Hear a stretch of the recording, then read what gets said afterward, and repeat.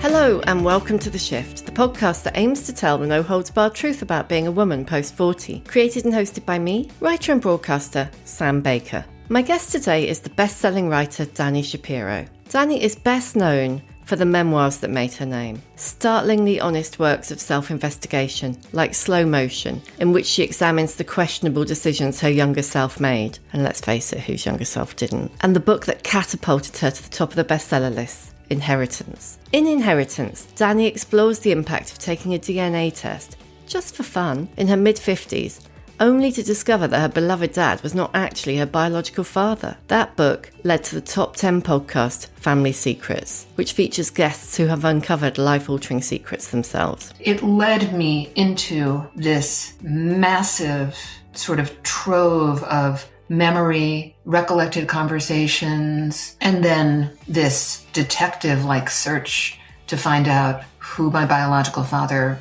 was and what had happened.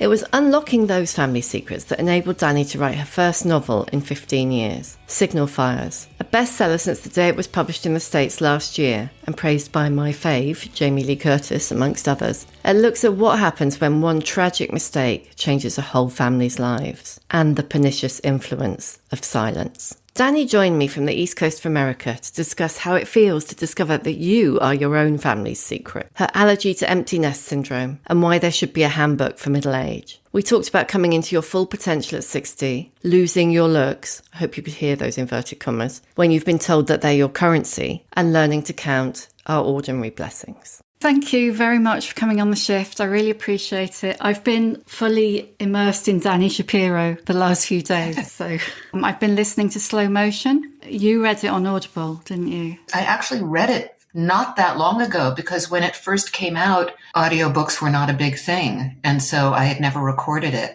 And then during the pandemic, my publisher asked me to record both Slow Motion and my little book about writing, Still Writing. I did both of those during the pandemic. Especially Slow Motion was really interesting because here I was, in my late 50s, recording a book that I wrote in my early 30s about my life as a 23-year-old. And my son is now the age I was that I was writing about. And it suddenly all became clear to me. And I was approaching the age that my parents were in their 60s when they were in that car accident, which seemed impossibly old to me at the time. But it was like speaking through all of these layers of time, all these different selves, all these different past selves.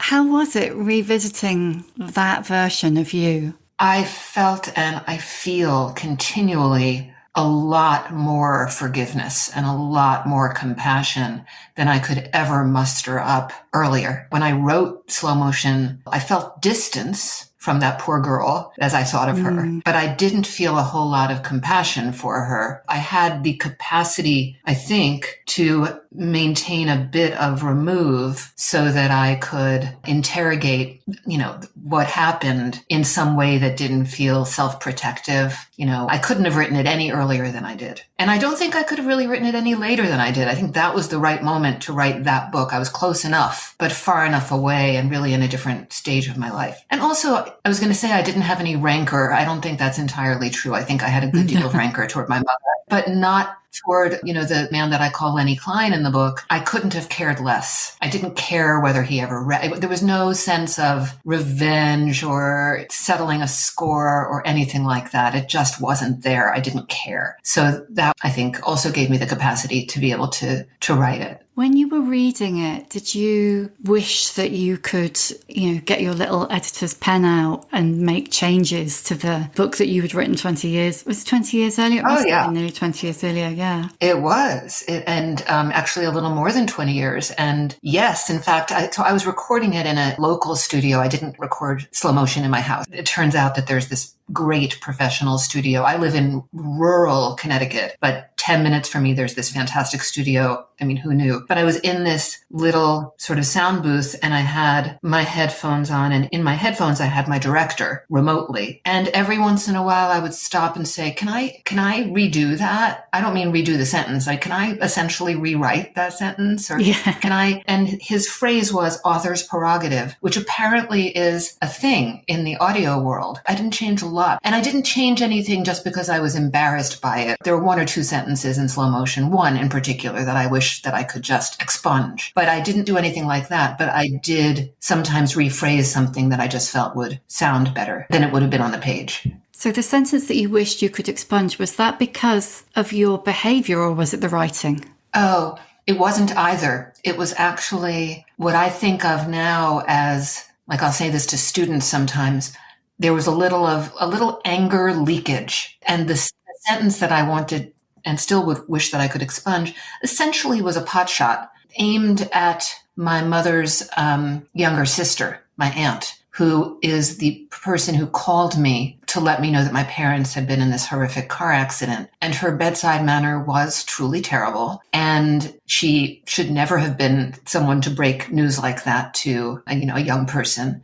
But the line in the book was, Roz is a doctor's wife, the kind who thinks her marriage license is a medical degree. Yes, I remember that. I liked the line. I was pretty pleased with it. It was clever, but it was clever at someone's expense. And it would have made absolutely no difference to the reader's experience for that sentence not to have been there. And it hurt her feelings unnecessarily. And I think the key there is unnecessarily, because there certainly were moments in that book that I knew that there were some people who weren't going to be pleased with, but they were necessary to the telling of my story and my truth. But that wasn't one of them. Yeah, I was going to ask you, actually, the point that you switched from writing novels to writing memoirs. What led to that? Because I wondered whether that was to do with pivotal people in your stories having passed on or not. Well, I certainly don't think I wouldn't have written Slow Motion if my father had still been alive, because the story was so much about the loss of him. I had written 3 novels prior to Slow Motion, and they were fine. The first 2, I really feel like I was learning how to write in public. It was my graduate thesis degree, my master's degree, that was a novel and was published. I kept on feeling like there was something that was haunting that early work. They were perfectly fine novels, but the 3 of them are out of print. One of them I would like to see back in print, but the other 2, I'm completely fine with them being pulped, because I was finding my way. But I had this sense in terms of craft, in terms of subject matter, that I was being pulled along by something that I wasn't in control of. And I really thought when I wrote that first memoir, Slow Motion, that it was like medicinal. It was curative for my fiction. I thought I would write that novel, that memoir, and then return to fiction, which I did. I did return to fiction. And those next 2 novels that I wrote after Slow Motion were much better novels. And it was as if I had relieved myself of something by telling as a true story, truth being a complicated word, but that's the subtitle for Slow Motion, is a true story. I didn't want to call it a memoir. I really thought, well, now I've returned to fiction, and here I am to stay. And it was very surprising to me that I found myself returning to the memoir form after those next 2 novels. And I think in retrospect now, I think really what it had to do with was that I was digging for something that I didn't understand. I was excavating. I was searching. There was something that didn't add up, that I couldn't make sense of, and I kept trying to. And each one of those memoirs represents an attempt, an inquiry into discovering what it was that I sort of intuited but didn't know. And I couldn't possibly have told you this then. It just seemed like I found a form in which to explore certain aspects of what it is to be human, and using my own life and my own history as the material. So it wasn't that I was all that interested in my own life or my own history as much as I was interested in what do I believe? Or in the case of my memoir, Hourglass, what is it to be married to somebody for the long haul, knowing that you're in it with this person? I was really interested in this beautiful phrase by the poet and essayist Wendell Berry. He writes about the troubles of duration. And I thought, ooh, I love that. I want to explore the troubles. Great. So things like that. But it wasn't that people I loved were gone per se. I actually found that in certain ways more challenging. I mean, after my mother passed away, I found it in certain respects more challenging to write about her. I felt like it almost wasn't fair. Like I was getting to have the last word, and I was aware of the weight of that, the feeling of responsibility of that. Whereas when she was living, she was constantly fighting with me. So I felt like, well, all's fair. You can go ahead and write your own book if you like. But once she was gone, I didn't feel that way anymore. It's interesting. It's interesting that you mention the troubles of duration. It's like thinking about Signal Fires, the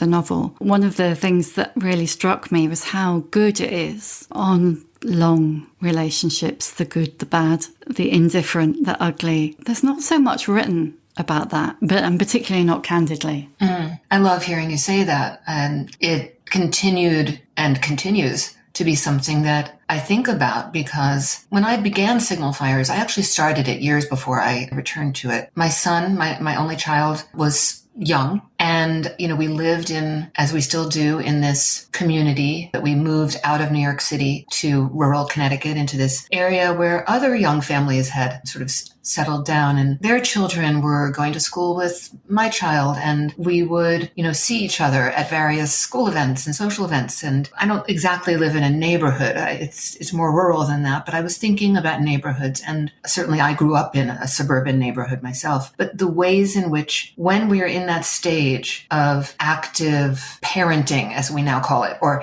child rearing, if we have children, in those years when we're raising our children, I think that there is very often, and I had it too, this feeling of, this is the center of my life. And, and everything leads up to it. And then supposedly everything after it is nostalgia for it. I don't feel that way at all. Never did. Wasn't sure I was ever going to have children. Even when I got married, wasn't sure that I wanted to have children. I'm very, very glad that I have my child, but I wasn't one of those people who defined myself as I want to be a mother. And nor did I feel like my life is going to be over when my child leaves home.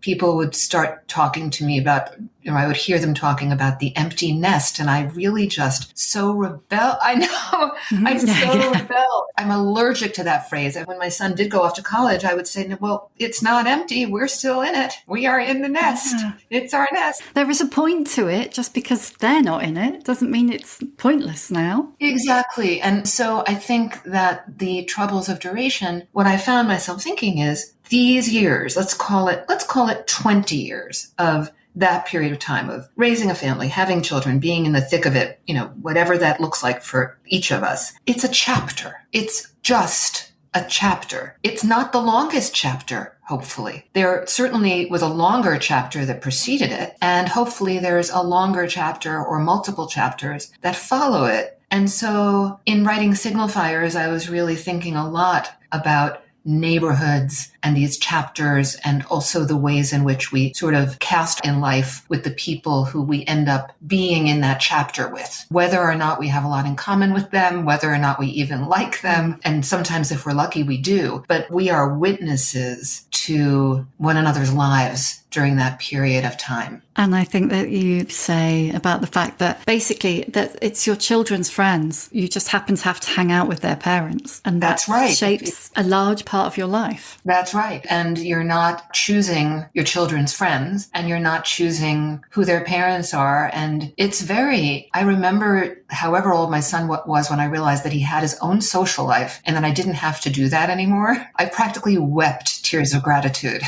Yeah.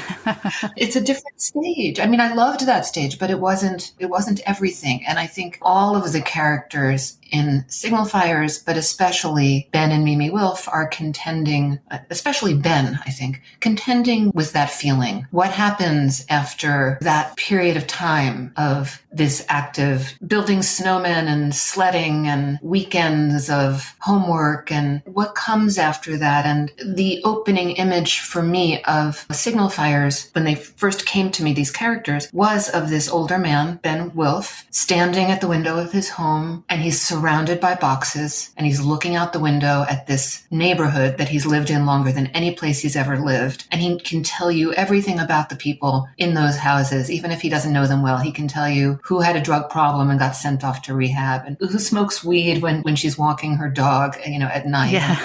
Who moved away, and, people's troubles and people's joys. And he's surrounded by boxes that he's clearly packed himself. And it's the last night that he's going to spend in that house. He just came to me fully formed. I mean, I haven't had that experience, but I really can imagine it, and what the totality, what he would be thinking about this life in which he had a long and contented marriage, and in which he raised his children who are now adults, and in which some difficult things happened as well. And just that was the impetus. And I think it came from thinking about those things in my own community and in my own life. So it started with that in your head rather than what I would have thought was that it started with the car crash that then gets in 1985, that then gets tucked in the family Pandora's box, never to be spoken of again. Partly because so much of your writing is about family secrets, not just inheritance, but so much. And my assumption was that you started with The Secret. In a way, I did, but I didn't know what it was yet. When I began the novel, it was with Dr. Ben Wilf and Waldo Schenkman, the little boy who lives across the street. And they're encountering each other at their windows. And Waldo says to Ben, "I'll meet you at the magic tree." And the magic tree is this massive oak tree that's on Ben's property. And Ben winces that Waldo calls the tree the magic tree. He winces, and he has the thought that all the neighborhood kids call it the magic tree because they don't know what really happened there. They just know that it looks different from all the other trees. It has more flowers around it, sort of wild flowers. It's this sort of wild primordial patch of land in otherwise manicured suburbia. And so these generations of kids have called it the magic tree. So I knew that something terrible had happened at the magic tree. I knew that it involved the Wilf family. I knew that it involved probably the Wilf children, but I didn't know exactly what it was. When I write fiction, I often begin with a sense that something has gone very wrong, and I write my way into what that thing is. But I wrote about 100 pages of signal fires and then tucked them away in my own Pandora's box, and one big chunk of it took place on this one evening in 2010 that I opened with. The next chunk of it took place on one evening in the year 1999, New Year's Eve, so essentially 2000. And it wasn't until 2020 that I revisited those pages and realized that I had written these two sections that were 10 years apart before I lost my way. And now it was 2020, and I thought, who have these people become? And my head sort of exploded, and I knew what to do. I knew it came together for me really in one glorious flash. And at that point, when I decided, okay, I'm sitting down and I'm coming back to this book, which I never thought I would, I knew that the very first thing I had to do was write the opening. I was at a point where I needed to know exactly what had happened at that tree. And I knew a couple of things about that. One was that I wanted the very first word of the book to be "and." I mean, isn't the very first word of everything "and"? I mean, everything is always happening. It's already in motion. It's always happening. And I wanted to capture that in a very tight, intense, almost prologue that would be the accident, but would also allow the reader to enter this world knowing that time is not going to move in a linear way, that we're not going to turn the page and then it's going to be the day after the accident. We're going to make leaps in time. And what happened on that night, summer night in 1985, what happens in the first 3 or 4 pages of the book will inform almost everything that comes later for these characters, but in a way that has to do with aftermath. Yes, I have been obsessed with secrets all my life as a writer. I have much greater understanding now of why. But that idea of you can't just shove something under the rug. It stays under the rug. Pandora's box, everything is as alive in there as it was when the lid was closed. And what does it mean to hold a secret of that magnitude, guilt and shame, and to never speak of it? And it wasn't so much that the family never spoke of it outside of the walls of their home. It was that there was some kind of unspoken, tacit understanding between all of them that they were never going to speak of it with each other, which was the truly most damaging part. Do you think you were able to go back to it because of your own family secret and your own discovery of that secret in between starting it in your late 40s, I guess, and going back to it It must have been your late 50s. Yeah, no, it's true. It's true.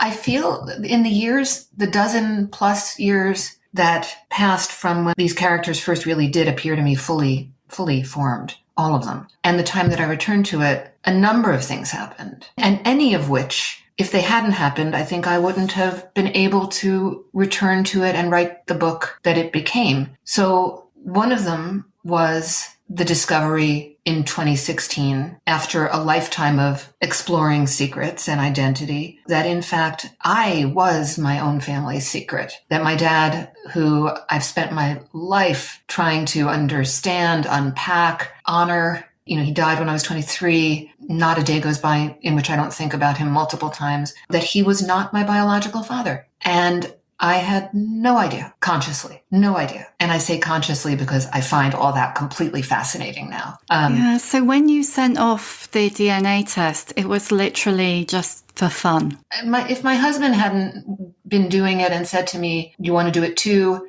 The thing about these home DNA tests is that the companies who do them lower the prices right before the holidays every year as holiday gifts for their families, which they do. And so my husband was he likes things like that. He likes all things tech. He was doing it. And I just sort of said, sure. I had no curiosity because I thought I knew everything that there was to know about my family tree. I didn't think that there would be any interesting surprises, but I did go ahead and do it. And when it came back, it was nothing but surprises. And my ethnicity was totally different than I thought it would be, or rather 50% different. There was a first cousin who was a total stranger who showed up on my page on the DNA testing site. And it led me into this massive sort of trove of memory, recollected conversations, and then this detective-like search to find out who my biological father was and what had happened. And because I'm a writer, that's what I did. It's the only way I know how to process anything.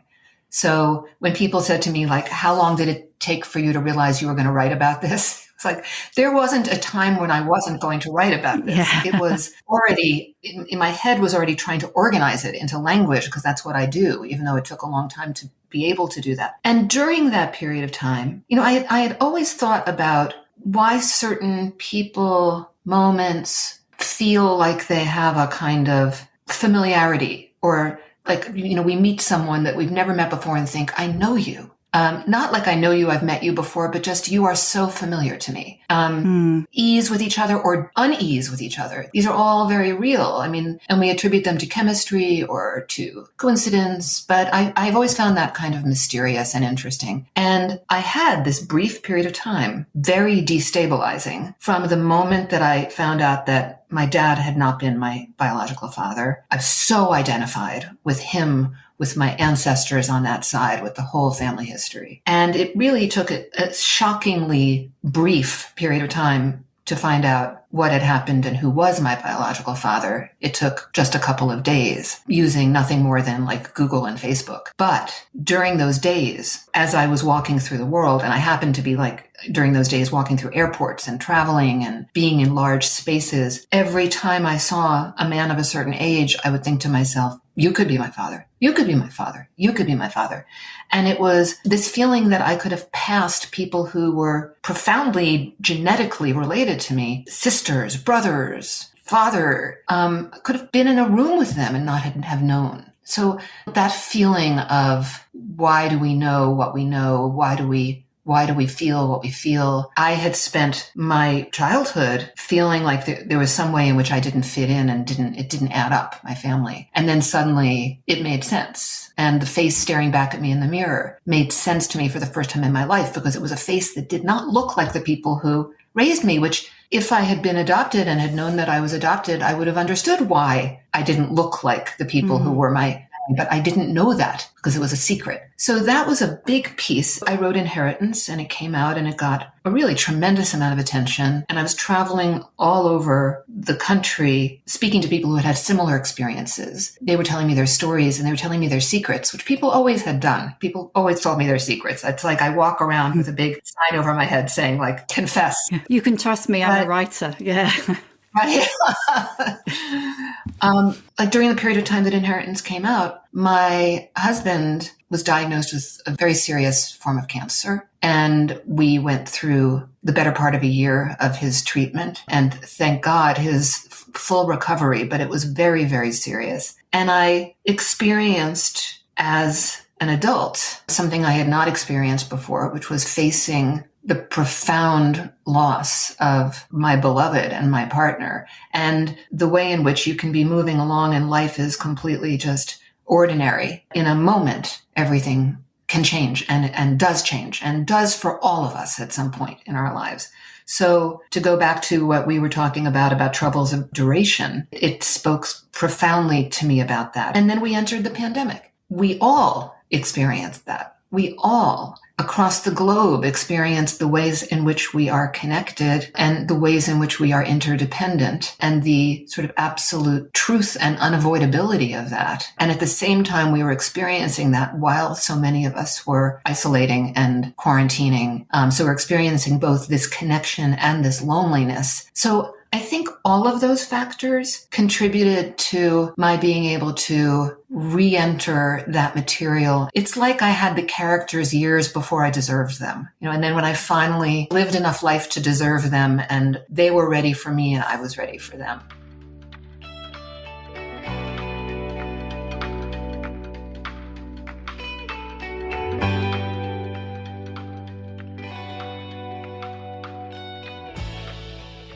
It feels almost like you met them in the middle of their story as well, because the bulk of the events are in 2010, but it's 2020 that they move on. Theo and Sarah, who are, for the benefit of the listeners, they're the children of Ben. There's a really brilliant bit where Sarah basically says how, you hit 40 and you suddenly think, oh my God, I need a guidebook. There's all this stuff that is just around the corner. Yeah. There's a popular book in the States. It's called What to Expect When You're Expecting. And then there's this other book called What to Expect the First Year and What to Expect the Toddler Years. And Sarah, who's the mother of young children, thinks there should be one of those for what to expect at midlife and what you should be able to do, might even be able to do. Yeah. These things are all normal, but in a way, putting it away for 10 years and going back to it, apart from obviously your personal evolution during that time, the characters were able to evolve away from this massive moment of crisis, if you like. Yes, absolutely. And I think what also was exciting for me is that when we can have a glimpse of the future, and that glimpse shows us that it's going to be okay, we can tolerate what's happening in a particular moment. So when we have, for example, this character of Waldo,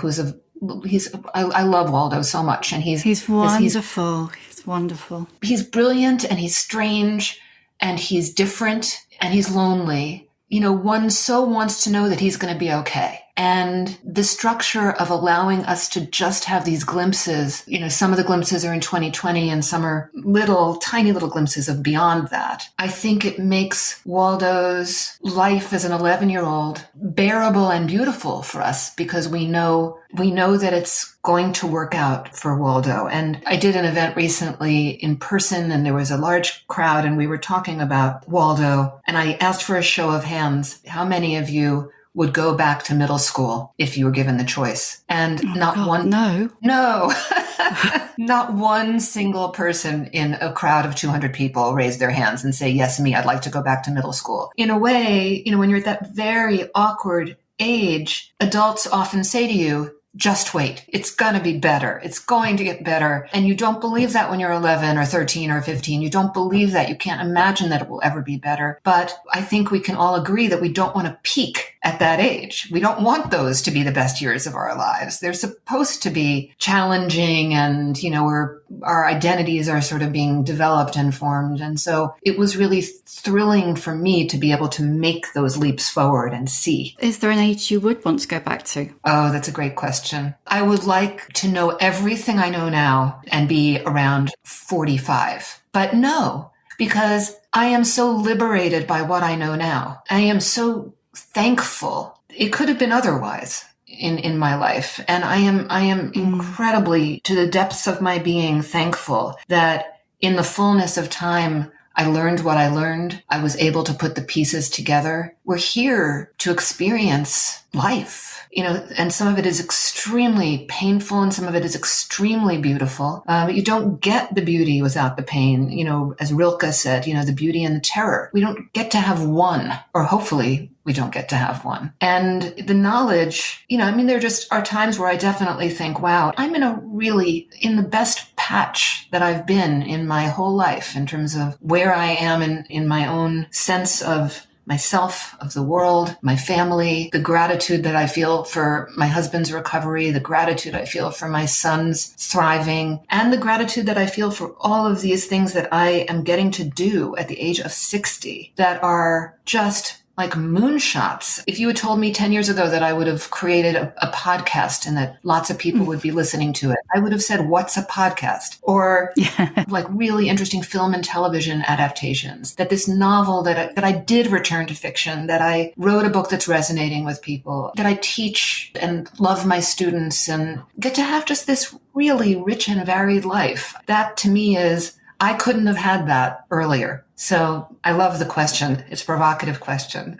Well, I think for me personally, my 40s were the pits. I often get messages from listeners to the podcast who are probably in their 40s and they just want to know that it's going to get better. And a lot of the women that I speak to who are in their maybe early 40s, hard to say. The people who are having a tough time are much more likely to be in their 40s than in their 50s and 60s. And I think, I don't know whether this is true for you, but I definitely found that kind of fear of being, redundant, obsolete, whatever the word is, that you're no longer relevant, that loomed large for me in my 40s. And now in my 50s, I feel like through that, if you like. And I feel like there's a phrase that you use about Sarah, how a quiet determination had replaced her frenetic energy in terms of getting things done. And I think that really, really struck a chord with me, because that kind of 30s, 40s, busy doing, got to be super, super productive versus like, this is what I want to do and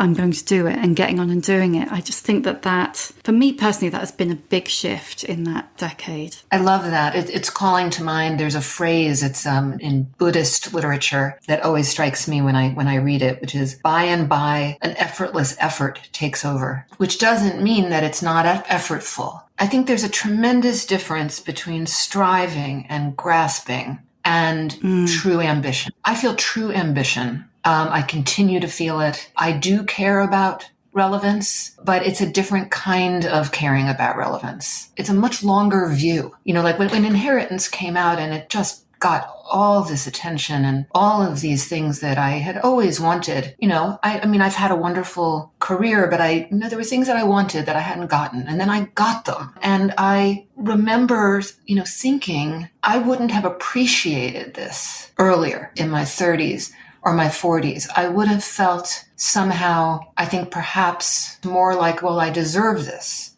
And I've seen it in others. I've seen it in writers, say, whose first book becomes a huge, massive success. I've seen it so many times. And when that happens, there can be this feeling of, well, this is because I'm brilliant. So clearly, this is going to continue in this way because I have been anointed. And it almost never continues in that way. It was a fluke, because these things are flukes to some degree. I'm not saying some books aren't better than others. Certainly they are. But there's some way in which the stars have to align and everything has to sort of work in concert for those kinds of moments to happen. And I really understand that. And so the feeling was, instead of entitlement or deserving, it was much more gratitude and how can I meet this moment? How can I rise to this occasion? And that's a very different kind of feeling. I think as well that there is a sense, the way that society functions is that there's a sense, well, if you haven't done it by the time you're 40, you're not going to do it. And you're kind of over the hill.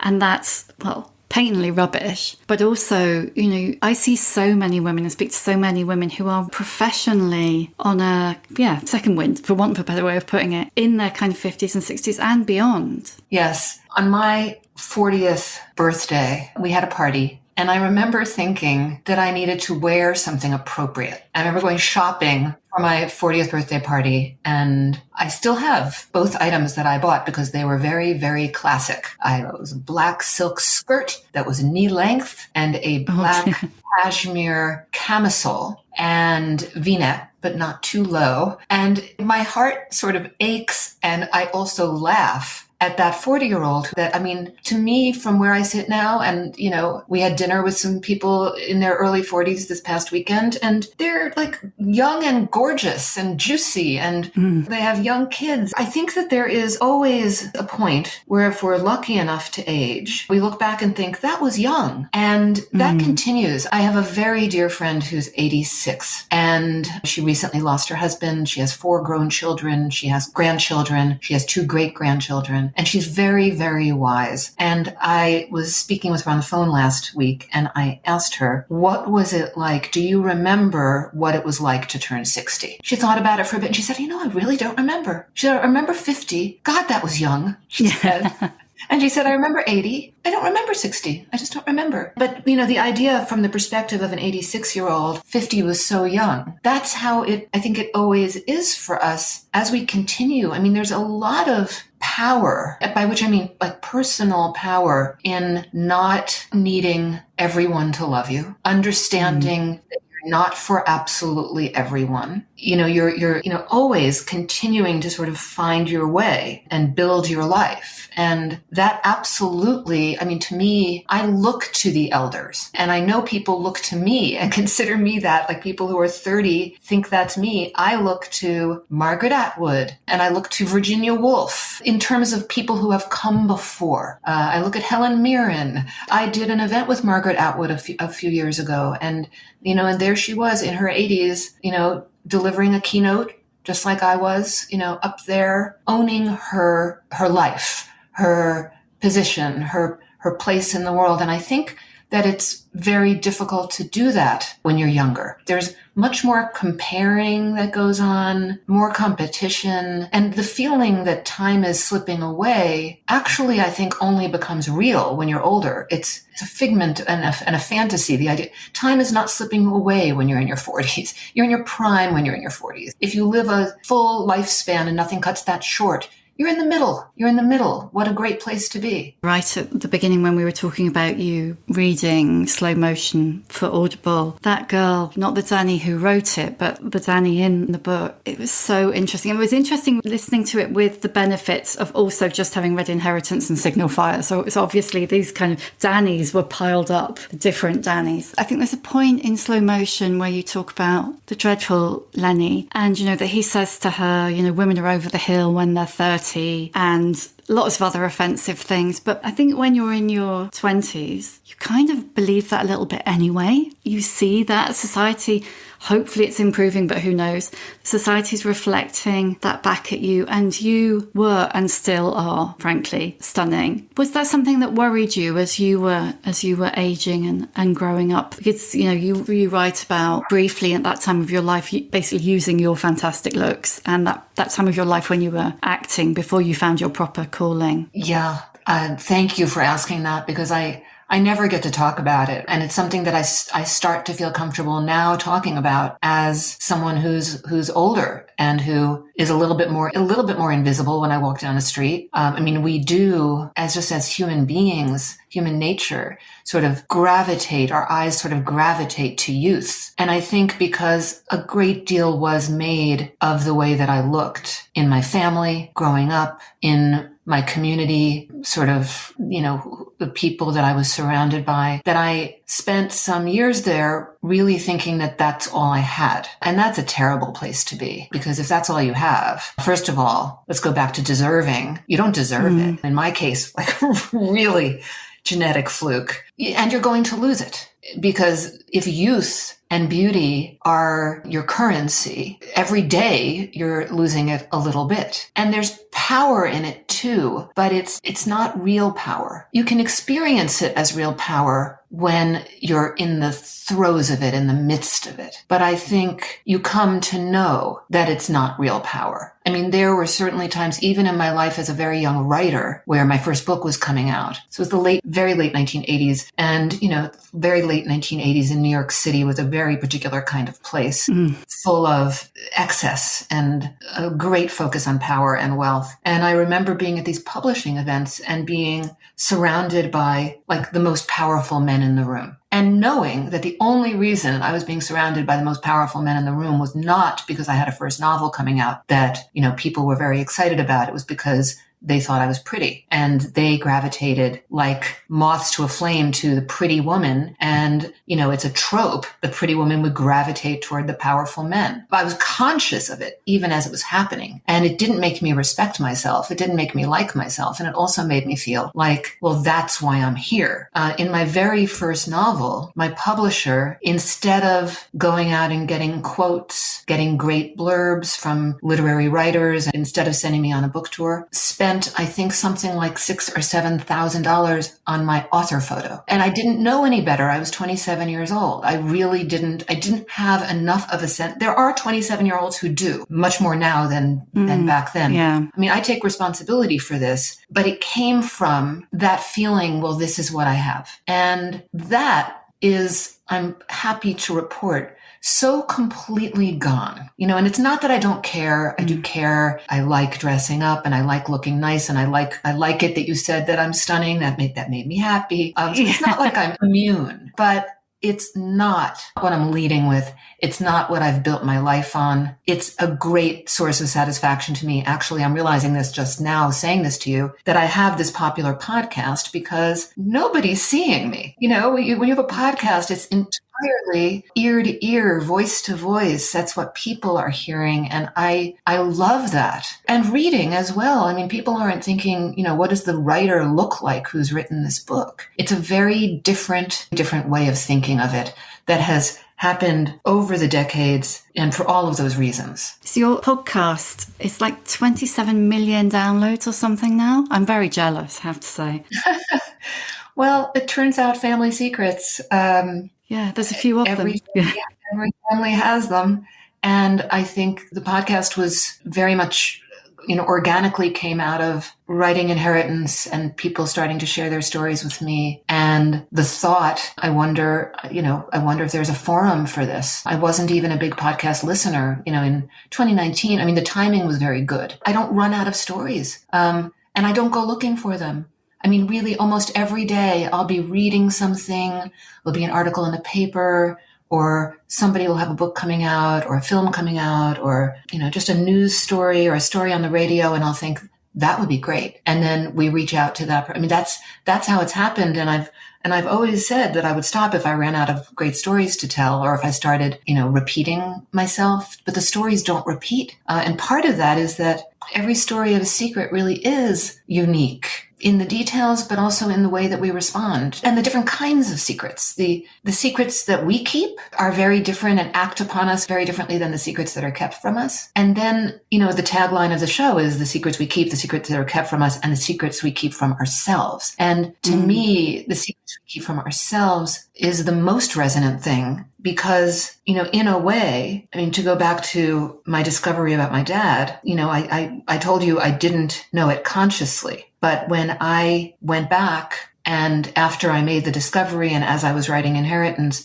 when I went back and reread my earlier work, there it was. It's there. It's there in slow motion. It's there in still writing. It's there in devotion. It's there, really there in almost all of my books in a way that absolutely took my breath away because I thought, I knew. My unconscious, it's there on the page in black and white, in print. And the thing about when we make a discovery that's as massive as the one that I made is memory is such a changeable thing. Our memories change every time we remember something neurologically. So if I didn't have that shelf full of books, I could say to you, well, I think I always knew, or I remember this, or I had this thought when I was 27. And I wouldn't really know if it was true or not because our recollections change always. But that's not the case with me. I actually have a shelf full of books with proof of what I knew and what I didn't know. Like you said, the pile of different Danis, like what I knew at 27, at 35, at 42. And so I'm able to really see the unthought known. And I find that so resonant. And I talk about it sometimes on my podcast.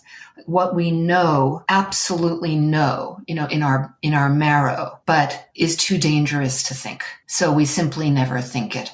But that doesn't mean we don't know it. It doesn't mean it doesn't act upon us. It doesn't mean that it doesn't chisel away at our lives, but we don't hold it as a conscious thought.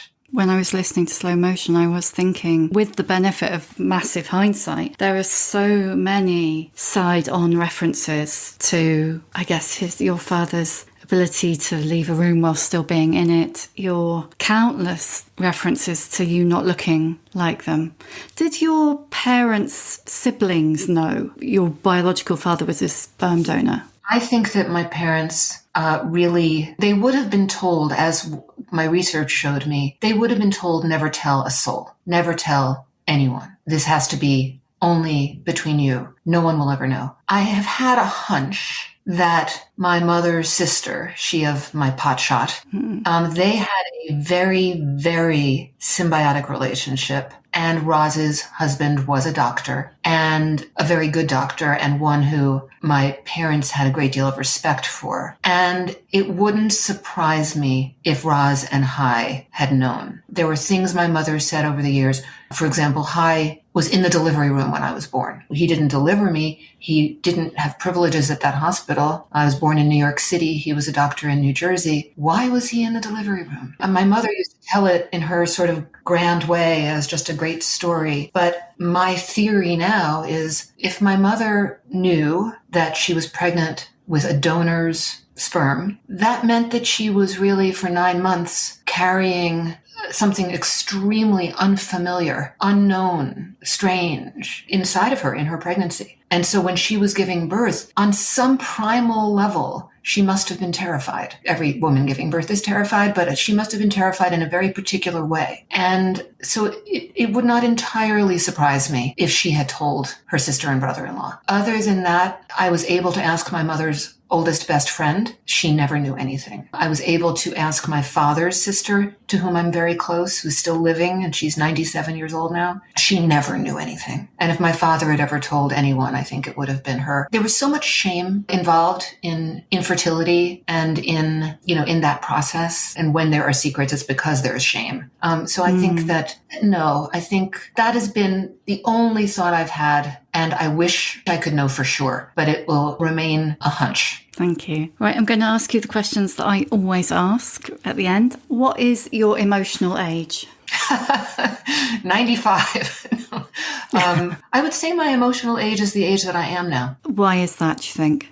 Because I'm very in touch with, especially and increasingly as I get older, I'm in touch with my younger selves. I think about 17-year-old me. I think about 6-year-old me. I think about 30-something-year-old me. I feel like I'm able to reach out a hand to those younger versions of myself and be protective and kind and compassionate and in some way perhaps mediate in what wasn't possible or what was painful or what wasn't yet known. But it's definitely coming from where I stand, sort of the ground that I stand on today.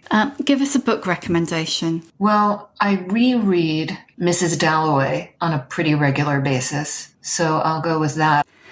What advice would you give younger women? To be more patient and kinder with themselves. I think that we tend to speak to ourselves more harshly than we would ever allow ourselves to be spoken to by anyone else. And to sort of have a relationship with that internal voice. What's your superpower? My willingness to be vulnerable, and the fact that my willingness to be vulnerable doesn't make me feel vulnerable. That's fascinating. That's another hour's conversation. Do you think that's helped you write so many memoirs? Oh, tremendously. Early on, people would say to me things like, they still say them, but they would say things like, oh, you must feel so exposed, or I feel like I know everything about you. And this thing would start happening where people would not even ask me anything about myself, like a new friend or something like that. And it would be because they had read my work and they felt that they knew me. And at first I thought to myself, what's wrong with me? Because I don't feel exposed and I don't feel vulnerable. And yes, it's true that you know a lot about certain aspects of my life because you've read my work or because I'm getting up here and giving a speech in front of you. But that does not make me feel exposed, and that does not make me feel naked, and that does not make me feel vulnerable. It makes me feel connected and strong. But more than anything, I would say connected. I used to be petrified of public speaking, petrified. And now I'm really comfortable speaking publicly. And I think that the shift was that realization. I'm connecting. Everyone who I'm speaking to has the same vulnerabilities and the same burdens. They may be different in their weight and they may be different in their exact details, but we all have them. And I think really the realization that we all have them released me from that kind of self-consciousness and from that fear of difference or of being othered or ostracized or ridiculed in some way, of being authentically yourself and being rejected. And all I know is that being authentically myself has led to the greatest sense of connection and identification and like a sort of relationality, that the more I'm able to be specific about my own emotional life, the more I connect, the more I have people saying to me, me too. That's great.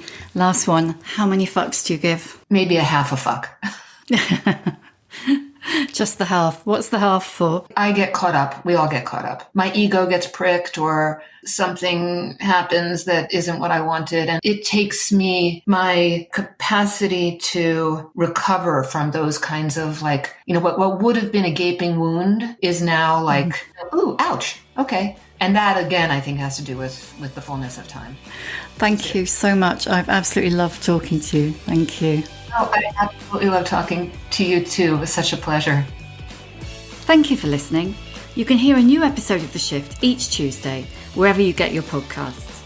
If you like what you hear, please do rate, review and follow, because it really does help other people find us.